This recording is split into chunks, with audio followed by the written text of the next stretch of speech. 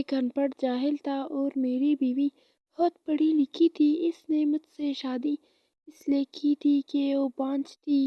اس کے پہلے شوہر نے اسی وجہ سے اسے طلاق دی تھی کیونکہ وہ اس کو اولاد نہ دے سکی۔ میں اپنی پڑھی لکھی خوبصورت بیوی پہ مرتا تھا۔ میں بہت خوش تھا اس کے ساتھ۔ پھر کچھ سالوں بعد اچانک وہ امید سے ہو گئی۔ ہماری خوشی کا کوئی ٹھکانہ نہ تھا۔ وہ روز مجھے ہاسپٹل لے جاتی اور 3 گھنٹے الٹرا ساؤنڈ کرواتی رہتی اور میں باہر بیٹھا رہتا تھا۔ میں بالکل جاہل تھا۔ وہ مجھے کہتی تھی کہ اتنی دیر لگتی ہے۔ میں بالکل انجان تھا۔ ایک دن وہ بہت دیر ہونے کے باوجود باہر نہیں نکلی تو مجھے شک ہوا۔ میں نے جو ہی دروازہ کھولا یہ دیکھ کر میری جان ہی نکل گئی کیونکہ وہاں تو اس دن میں محنت مزدوری کر کے گھر پہنچا تو میری اماں مجھے بہت خوش نظر آئی۔ میں نے اس سے پوچھا اماں خیر تو ہے؟ تو بہت خوش نظر آ رہی ہے۔ وہ خوشی سے نہال تھی۔ میرے سامنے روٹی رکھتے ہوئے خوشی سے بولی ہاں کریم آج میں بہت خوش ہوں، اتنی خوش کہ بتا نہیں سکتی۔ کچھ مجھے بھی بتاؤ تو میں نے حیرانی سے پوچھا تو اس نے بنتے ہوئے بتایا سمجھ لے تیری لاٹری نکل آئی ہے، تیری قسمت جاگ اٹھی ہے۔ میں سمجھا نہیں۔ میں نے کانے سے ہاتھ روک کر حیران نظروں سے اماں کی طرف دیکھا۔ پھر اماں نے بتایا کہ ان کی کسی دور رشتہ دار کی بیٹی کا رشتہ آیا ہے میرے لیے۔ لڑکی بہت خوبصورت پڑھی لکھی ہے، شادی ہوئی تھی مگر ٹوٹ گئی۔ مجھے ابھی تک یقین نہیں آ رہا تھا، کہاں وہ پڑھی لکھی خوبصورت لڑکی اور کہاں میں ان پڑھ جاہل عام آدمی جو محنت مزدوری کر کے 2 وقت کی روٹی کماتا تھا۔ بھلا مجھ جیسے بندے کو کیسی اتنی اچھی لڑکی مل سکتی ہے؟ میں بہت خوش تھا۔ میں نے اپنی ہونے والی بیوی نہیں دیکھی تھی مگر اماں کے منہ سے میں نے اس کی بہت تعریف سنی تھی۔ اور پھر کچھ دنوں بعد وہ دن ہی آ گیا جب ناہید میری دلہن بن کر میرے گھر آ گئی تھی۔ میرے گھر میں تو جیسے 4 چاند لگ گئے تھے، ہر طرف بہار کا سما تھا۔ میں بہت خوش تھا۔ ناہید بہت حسین تھی۔ میں اس سے بہت محبت کرنے لگا تھا۔ وہ بہت اچھی تھی، پڑھ لکھ کر بھی غرور کو نہ تانا۔ اس نے کبھی مجھے یہ جتایا کہ وہ پڑھی لکھی ہے اور میں ان پڑھ۔ میں اس کا بہت خیال رکھتا تھا۔ میرا بس نہیں چلتا تھا کہ اس کے منہ سے نکلی ہر بات، ہر خواہش اسی وقت پوری کروں۔ ناہید نوکری کرتی تھی۔ اس سے شادی کے لیے 2 ماہ کی چھٹیاں لی ہوئی تھی۔ چھٹیاں ختم ہوئی تو دوبارہ اپنے آفس جانے لگی اور میں نے تو بس 3 ہی دن چھٹی کی تھی۔ میں غریب آدمی تھا، زیادہ چھٹی نہیں کر سکتا تھا، ورنہ کاتا کہاں سے ناہید میرے ساتھ اسی غربت میں گزارا کرتی تھی۔ روکی سوکی کا کہ ہم دونوں خوش تھے۔ اب بس میری ایک ہی خواہش تھی کہ میری اولاد ہو جائے۔ یہ جانتے ہوئے بھی کہ ناہید بانجھ ہے، میں دعا کرتا تھا ناہید سے کبھی میں نے اس بات کا یا اس خواہش کا ذکر نہیں کیا تھا، کہیں اس بیچارہ کی دل آزاری نہ ہو۔ ایک رات اچانک میری آنکھ کھل گئی۔ میں نے دیکھا کہ ناہید اپنے بستر پر نہیں ہے۔ میں پریشان ہو گیا۔ میں اٹھ کر بیٹھا اور اسے آواز دینے لگا اور اٹھ کر اس کے پیچھے جانے ہی لگا تھا کہ وہ پانی کا گلاس ہاتھ میں لیے کمرے میں آ گئی اور میرے پوچھنے پر بتایا کہ اسے پیاس لگی تھی۔ وہ پانی پینے کے لیے اٹھی۔ اس کے بعد اکثر ناہید رات کو غائب ہو جاتی۔ میری آنکھ کھلنے پر میں اس کو بستر پر نہ پا کر عجیب غریب وہموں کا شکار ہو جاتا تھا، لیکن میں ناہید سے نہیں کہتا تھا۔ میں نہیں چاہتا تھا وہ یہ سوچ کر دکھی ہو کہ میں اس کے بارے میں کچھ غلط سوچتا ہوں یا اس پر شک کرنے لگا ہوں۔ کچھ ماہ بعد اماں بھی فوت ہو گئی۔ اب بس گھر میں اور ناہید ہی تھے۔ ناہید کئی دن سے کسی سوچوں میں ڈوبی نظر آتی، پوچھنے پر کچھ نہیں بتاتی اور یہ میرا وہم ہے یہ کہہ کر مجھے ٹال دیتی اور میں بھی زیادہ زور دے کر اسے ہرگز پریشان نہیں کرنا چاہتا تھا۔ وہ بہت سمجھدار تھی۔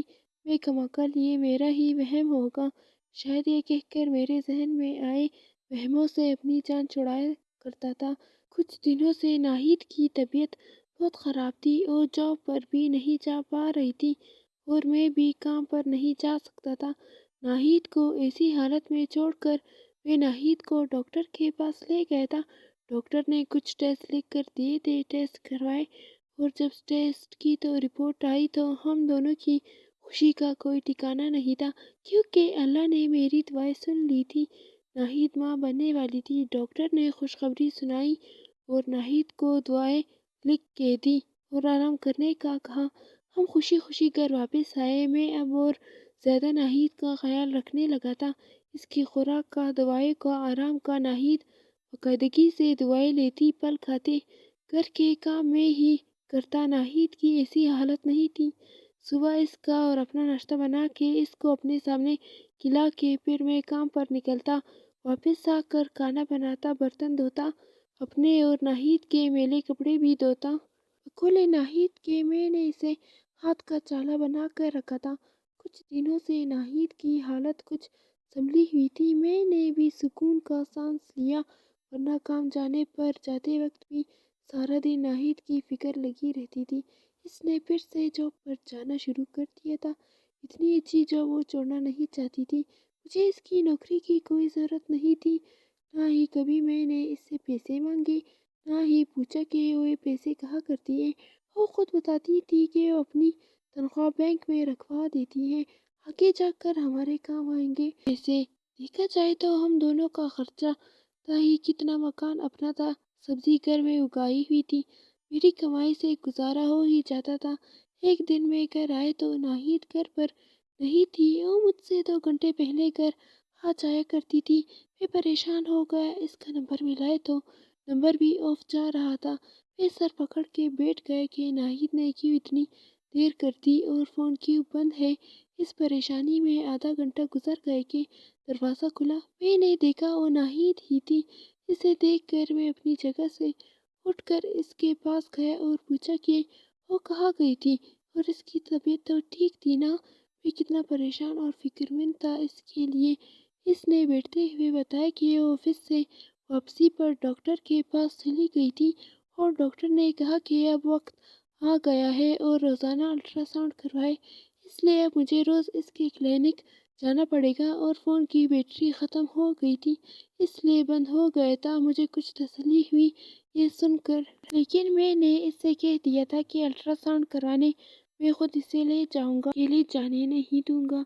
इसने बहुत कहा कि वो अकेली चली जाया करेगी। मैं कहा इसके साथ वहाँ ख्वार हूँगा। अल्ट्रासाउंड में बहुत वक्त लगता है और वहाँ मर्द हजरात को अंदर भी नहीं जाने देते। लेकिन मैंने कहा कि कुछ भी हो मैं ही ले जाऊंगा तुझे और अंदर बेशक न जाने दे। मैं बाहर बैठ के तुम्हारा इंतज़ार कर लिया करूँगा। जाने की उसे ये बात कुछ अच्छी नहीं लगी थी, लेकिन मुझे इसकी बहुत फिक्र थी। मैं भला इसे कैसे अकेले जाने देता। अगले दिन से नाहिद को अल्ट्रासाउंड के लिए क्लिनिक ले जाना शुरू कर दिया और वो अंदर चली जाती थी और 3 घंटे बाद बाहर आती। मैं पूछता कि इतनी देर क्यों लगती है तुम्हें। वो कहती है कि तुम्हें क्या पता, अल्ट्रासाउंड में इतनी ही देर लगती है। और मैं इसकी बात पर ईमान ले आता क्योंकि मुझे कुछ पता नहीं था इन चीज़ों का। मैं ठहरा अनपढ़ और जाहिल, मुझे क्या इल्म था इन बातों का। फिर मैं रोज़ाना नाहिद को अल्ट्रासाउंड के लिए क्लिनिक ले जाता और वो मामूल के मुताबिक 3 घंटे बाद ही निकलती और मैं उसे लेकर वापस घर आ जाता। इस दिन भी उसे हस्ब मामूल क्लिनिक लेकर गया। वो अंदर चली गई अल्ट्रासाउंड कराने और मैं बाहर बैठकर हमेशा की तरह इसका इंतज़ार करने लगा। 3 घंटे गुजरने के बावजूद वो बाहर ना निकली। इतनी देर तो नाहिद ने कभी नहीं लगाई थी, आज क्यों इतनी देर हो गई। मैं परेशानी से उठकर इधर उधर टहलने लगा। 4 घंटे हो चुके थे मगर अभी तक नाहिद बाहर नहीं निकली थी। मुझे शक सा हुआ और मैं टूटे क्लिनिक का दरवाज़ा खोल के अंदर चला गया। वहाँ पहुँचकर मैंने देखा, वो सब देखकर मेरे पैरों तले से ज़मीन सरक गई। आसमान फटने लगा। वहाँ तो नाहिद थी ही नहीं। मैंने हर तरह से अपनी तसल्ली की, पूरे क्लिनिक में नाहिद कहीं नहीं थी। मैं वापस आकर बाहर बैठ गया और तरह तरह के ख्यालात मेरे जहन के पर्दे में घूम रहे थे। परेशानी से अपने हाथ मसल रहा था, कभी पसीना पहुँच रहा था। मेरा दिल बेटा चाह रहा था कि ऐसे में मुझे नाहिद क्लिनिक से बाहर आते हुए दिखाई दी। मैंने खुद पर अच्छी तरह काबू पाने के बाद इससे देर करने की वजह पूछी। इसने आराम से बताया कि आज बहुत रश था क्लिनिक में, मेरी बारी बहुत देर के बाद ही आई। मैंने मजीद कुछ नहीं पूछा और इसको लेकर खामोशी के साथ वापस घर आ गए। मैं बहुत कश्मकश में था, सारी रात ना सो सका। ये सोच सोच कर के कहीं नाहिद आखिर कहाँ गई थी? सारी रात जाग जाग के और सोच सोच के मेरा सर फट रहा था। नाहिद मजे से सो रही थी। मैंने उठकर चाय बनाई और सर दर्द की गोली ढूंढ के चाय के साथ ही ले ली। थोड़ी देर बाद नाहिद भी उठ गई। नाश्ता बना के तैयार हो के ऑफिस चली गई।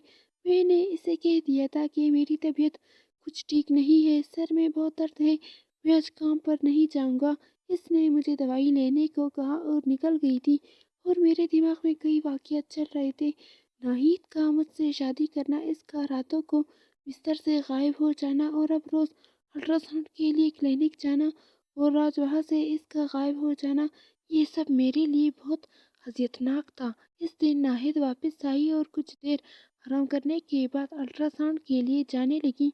मैं इसके साथ नहीं गया। मुझ में कोई सदमा सहने की हिम्मत नहीं थी। मैंने अपनी तबीयत की खराबी का बताया और इससे कहा कि वो आज अकेली ही चली जाए। इसने भी ज़्यादा जोर नहीं दिया और चली गई। और ठीक 3 घंटे बाद क्लिनिक से घर वापस आई। आज वो कुछ बुझी बुझी सी लग रही थी और खामोश से अपने ख्यालों में गुमसुम बैठी हुई थी। ऐसा लगता था कि ऐसी कोई बात इसे बहुत परेशान कर रही थी। मैं उससे काफ़ी देर तक गौर से देखता रहा। मुझसे इसका उदास चेहरा देखा नहीं जा रहा था। मैं अपनी प्यारी बीवी से बहुत प्यार करता था, मगर मैं उससे कुछ पूछ भी नहीं सकता था कि क्यों वो उदास है। और क्लिनिक के बहाने रोज़ाना आखिर वो कहाँ जाती है। दूसरे दिन में भी मामूल के मुताबिक काम पे चला गया और नाहिद भी अपनी नौकरी पे चली गई। आज भी मेरा जहन बहुत मुंतशिर था। नाहिद के वापस आने से पहले ही मैं घर पहुंच गया था। नाहिद ने घर आकर मुझसे जल्दी आने का सबब पूछा और मेरी तबीयत का पूछा। और मेरी तबीयत की खराबी की वजह से फिक्रमंद नज़र आ रही थी।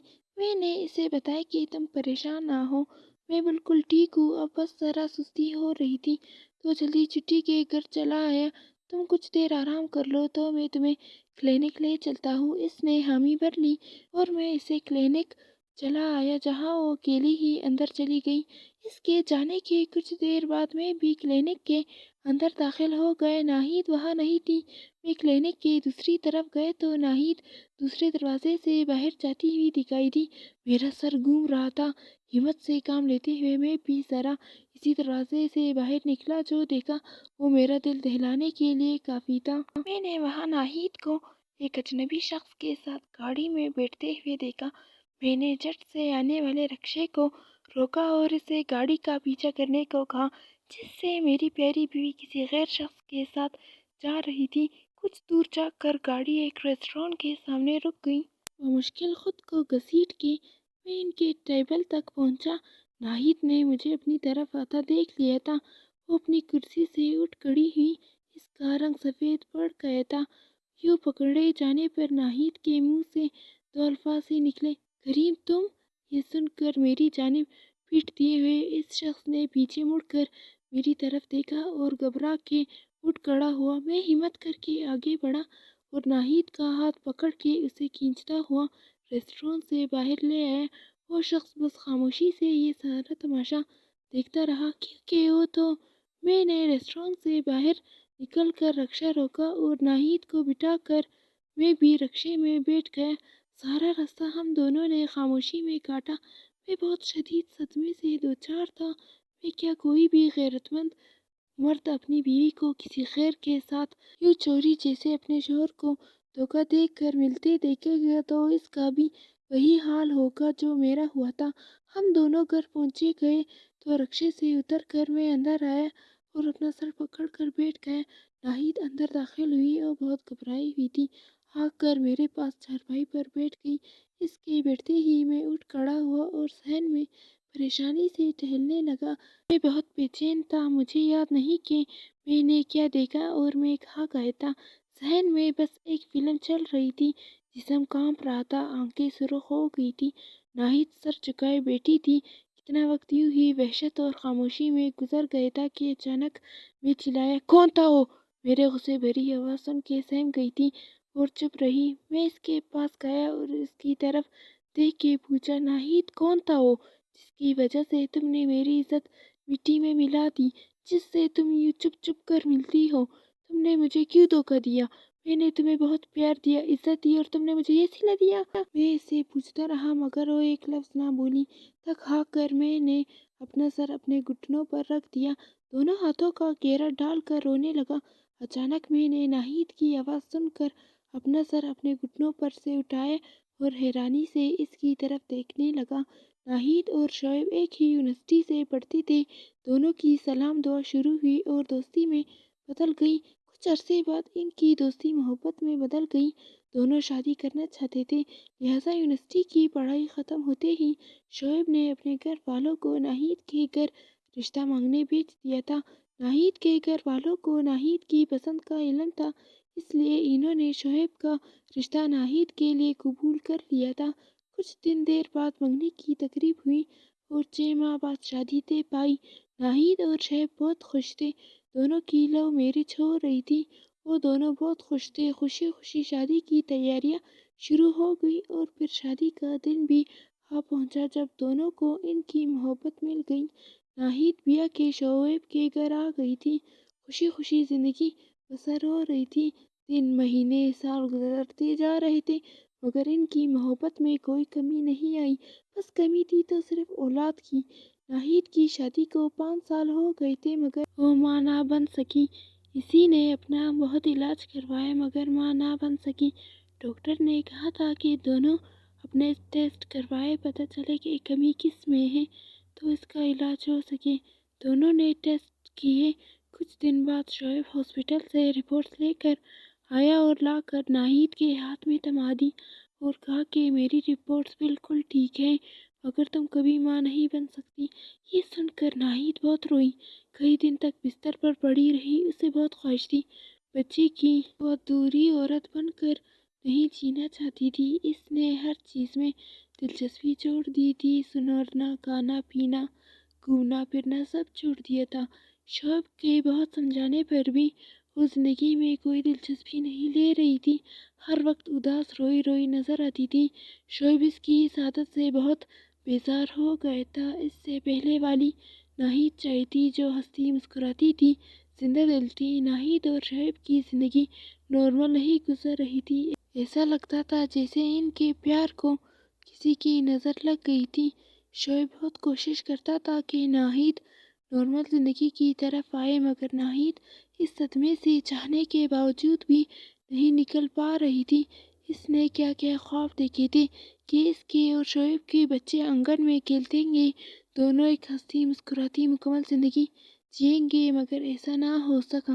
شعیب اس کے اس رویے سے بہت دل برداشتہ ہو گیا تھا، اس سے بہت سمجھاتا تھا کہ اسے بچہ نہیں چاہیے اور وہ کوئی بچہ گود بھی لے سکتے ہیں مگر ناہید کو تو اپنا بچہ چاہیے تھا۔ وہ اب کوشش کرنے لگی تھی کہ شعیب کو اس سے کوئی شکایت نہ ہو، دل سے دکھی ہونے کے باوجود خوش رہنے کی کوشش کرتی۔ شعیب اس کے اندر آنے والی تبدیلی کو دیکھ کر کچھ مطمئن تھا۔ کچھ دن تک سب کچھ ٹھیک تھا مگر پھر کوئی ایسی بات ہو جاتی، ناہید پہلے جیسی حالت میں واپس آ جاتی۔ اس کے نتیجے میں اکثر ان کی لڑائی ہو جاتی، بحث تکرار، چھوٹے چھوٹے جھگڑے اب روز کا معمول بن گئے تھے۔ اسی طرح دن گزرتے جا رہے تھے کہ ایک دن پھر ان دونوں کی بحث شروع ہوئی کسی بات پر اور بحث بڑھتے بڑھتے جھگڑے اور تکرار میں بدل گئی۔ دونوں بہت لڑ رہے تھے، شعیب اس پر چیختے چلانے لگا اور غصے میں آ کر اس نے ناہید کو طلاق دے دیا۔ ناہید کی آنکھیں پھٹی رہ گئی تھیں، اس سے یقین نہیں آ رہا تھا کہ یہ طلاق کے الفاظ شعیب کے منہ سے نکلے ہیں جو اس سے بےحد چاہتا تھا۔ ایک اور صدمہ اس کو لگا دیا، وہ زمین پر روتے ہوئے بیٹھ گئی۔ شعیب کو بھی احساس ہو گیا تھا کہ غصے میں اس کے منہ سے کیا نکل گیا تھا، وہ چپ ہو گیا تھا۔ پھر ناہید کے پاس بیٹھ کے اس سے کہنے لگا کہ غصے میں اس کے منہ سے نکلا ہے، وہ ایسا ہرگز نہیں چاہتا تھا۔ ناہید جو اس وقت سکتے کی کیفیت میں تھی، وہاں سے اٹھتے ہوئے بولی، سب ختم ہو گیا شعیب، سب ختم ہو گیا۔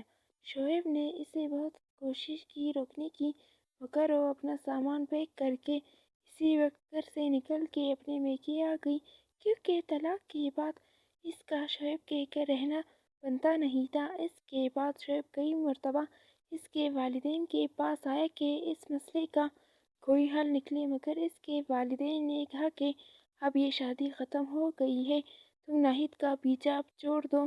وہ تنگ آ کر مسجد کے مولوی صاحب کے پاس آ گیا، مگر وہاں سے بھی کوئی خاطر خواہ جواب نہ ملے۔ وہ بہت پریشان تھا۔ پھر اس کے ایک دوست نے کہا کہ فلاں جگہ یہ مفتی صاحب بیٹھتے ہیں، ان سے مشورہ کر لو جا کر۔ اور وہ وہاں بھی گیا اور اپنے آنے کا مقصد بیان کیا۔ مفتی صاحب نے کہا کہ طلاق ہو چکی ہے، لیکن حلالے کے بعد وہ اس سے دوبارہ شادی کر سکتا ہے۔ وہ خوش ہوا کہ کوئی تو صورت نکلی ناہید کو دوبارہ پانے کی۔ وہ ناہید کو فون کرتا رہا کہ ایک بار مجھ سے مل لو، مسئلے کا حل نکالنا ہے۔ ناہید اس کے بہت زور دینے پر مان گئی۔ شعیب نے ملنے پر اسے مفتی صاحب کی بات بتائی اور کہا کہ اب صرف یہی راستہ ہے ہمارے پاس پھر سے ایک ہونے کا کہ تم کسی ایسے شخص سے شادی کر لو جو تمہیں کچھ عرصہ بعد طلاق دے دے، اور اس کے بعد ہی ہم دوبارہ شادی کر سکتے ہیں۔ ناہید یہ سن کر پریشان تھی اور کہا کہ ایسا کون ہوگا جو کچھ عرصے بعد اسے طلاق دے۔ دونوں اس دن دیر تک اس موضوع پر بات کرتے رہے۔ گھر آ کر ناہید دیر تک سوچتی رہی، ایسا کون ہے جو اس سے شادی کر لے اور طلاق دے دے۔ تب اسے کریم کا خیال آیا جو ایک دن ان کے گھر کسی کام سے آیا تھا۔